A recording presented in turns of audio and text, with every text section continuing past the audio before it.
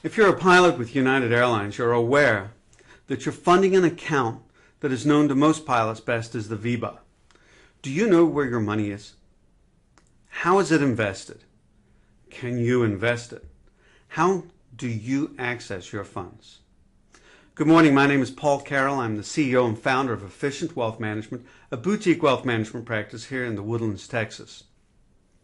The retiree health account, better known as the Veba, can be a source of great confusion. It also offers the promise of greater investment and tax flexibility in the future. The purpose of this video, of course, is to teach you a little bit more about it. What is a retiree health account?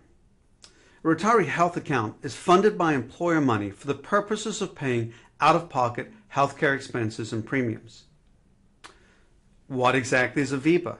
It's essentially a tax-advantaged trust to provide benefits. It is a pooled trust. There are certain tax opportunities that exist with this trust, but it's important to understand the concept of the pool. The Veba is set up mostly for union organized companies back in, actually, I think it was the 20s or 30s. It's been a long time that it's been around. And it fell into disuse quite some time ago. Most recently, it's come back into popular use since the bailout of General Motors and Chrysler. One of the things that happened during this period was the use of the Veba to transfer healthcare benefits from the company through the union to the employees. So the Veba is somewhat a resurrection of old legislation in a way that's designed to protect employees from the bankruptcy of the employer. Otherwise, this would simply be a rabbi trust or a deferred compensation plan, where in essence the money is available to creditors. That is not the case in a Veba. What are the tax opportunities of this program? Essentially, the money that's put into the Veba is pre-tax dollars. It's important also to understand you don't have control. By law, and it comes under the Internal Revenue Section 501c9, by law, you can't control what's going into the Veba. Consequently, spillover from the B plan goes into the Veba because you don't have the opportunity to elect what goes into the B plan. But spillover from the 401k does not go into the Veba because you can elect to put more or less money into the 401k. There are some caveats to that, and we'll get to that a little bit later. So why should you want an RHA Veba? Why would a Veba be of value to you? Essentially, the thought is retiree medical expenses are becoming more and more onerous. The average retiree is spending $6,000–7,000 a year in Medicare, drugs, other long-term care needs. The Veba can be used to pay for these, but only after you retire. Once you're retired, you can use the Veba to pay for medical expenses, to pay for long-term care, insurance premiums, and for reimbursement of healthcare insurance. Essentially, anything that a flex savings account would pay for, a Veba can pay for. So, next good question is, how is your account funded? You don't have control over it, or do you? In reality, you do have control, but it's through a backdoor mechanism, for want of a better term. What do I mean? You can't say, I want to put this extra money in the Veba. There are actually private letter rulings that have been requested when it comes to directing forfeited vacation. But right now, only to the extent that the 401k is maxed out and you've exceeded the 415c limit, which is the $51,000, only then can forfeited vacation and certain other monies be transferred not to the B plan, but into the Veba. And beyond that, only the dollar an hour. So let me switch to a spreadsheet that we've put together that may help explain this a little bit better. So we've put together a spreadsheet here for a fictional United Airlines captain who's 55 years old, and he's making $255,000, which is the maximum that can be used to calculate B plan contributions due to an IRS regulation of 401A17. $255,000 is the limit, so that results in a $40,800 maximum B plan contribution. The real limitation that counts for most pilots is what's known as the 415C limit. And the 415C limit is $56,500 if you're over 50. It's $51,000 if you're under 50. It's great to use the $255,000 captain because we can see how modifying 401k contributions can modify the desired VEBA contribution.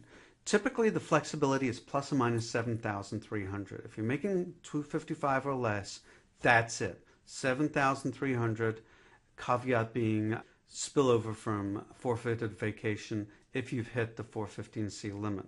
A couple of other really small caveats. If you're going to hit that 415C limit, then any contributions that would normally go to your B plan are now no longer allowed, and they will go over to the VEBA. If you do not want that contribution to the VEBA, and for younger participants, there may be perfectly good reasons for that to be discussed at another date. But if you do not want the money in the VEBA, then you need to reduce your 401k contributions, in this case, to $15,700. And actually, that's a pretty good number. If you're at $15,700, you can't go over the 415C limit. It's just not possible because of the 401A17 limit. So 15.7 is the magic number if you don't want to max the VEBA. This number will change slightly next year. We're going to update the spreadsheet. You're more than welcome to give us a call if you want the latest version.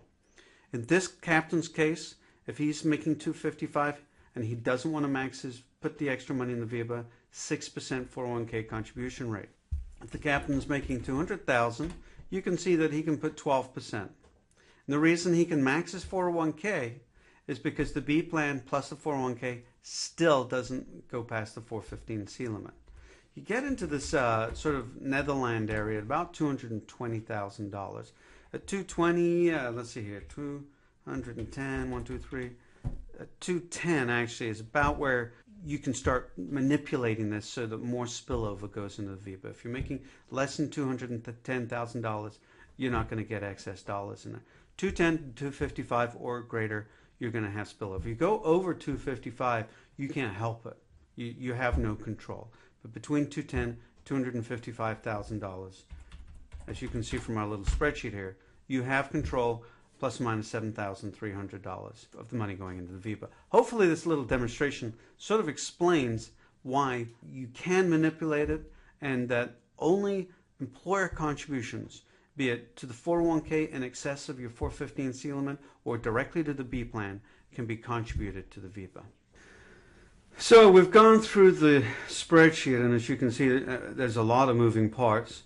A couple of important rules. You can't contribute after-tax dollars. It's fundamental to this that you cannot elect the contribution. Vacation forfeitures, we talked about that. Post-415C contributions that cannot be put into your 401k are permitted. When can you access these funds? Only upon retirement or separation from the airline. United Airlines / ALPA will utilize a third-party administrator to create an interface much like that found in the Flex Savings Account today. And it's important to note the Flex Savings Account and the Health Savings Account are two very different things. Health Savings Account is a very powerful, individual-oriented retiree / medical savings plan. The HSA is of great value, and it's a whole nother conversation. The FSA is a lot more traditional. Almost everyone at the airline is familiar with it. Most people have used it. You can save up to $2,500 a year towards towards current year medical expenses. In fact, it's a use it or lose it. If you haven't used it by the end of the first quarter of the subsequent year, you lose the money. Small caveat: if you have an HSA and an FSA in the same year, you got a problem.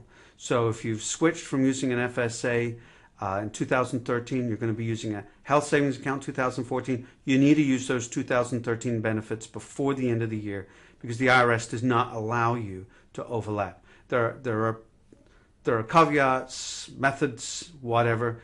If you have the choice, just get the money spent by the end of the year. Make your life simple. What expenses can be covered? We discussed that a little earlier. Retiree medical premiums can be paid from your account. That can be Medicare, private insurance. Of course, the new contract does provide, I believe it's $90 a month towards this also. Long-term care insurance premiums, Not sure yet if the plan document will allow single premium long-term care. That would be cool. Not likely though.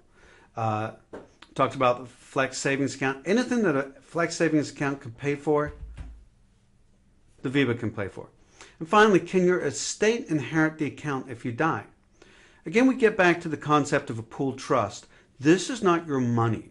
This money belongs to the trust, and it is for your benefit. So to the extent that you put money in, and there's earnings on the trust, and other people have forfeited for some reason, your share of this trust is pro rata, but it's not your account. And this is significant because you cannot bequeath it. Now, eligible dependents after you die can submit reimbursement until your share is depleted.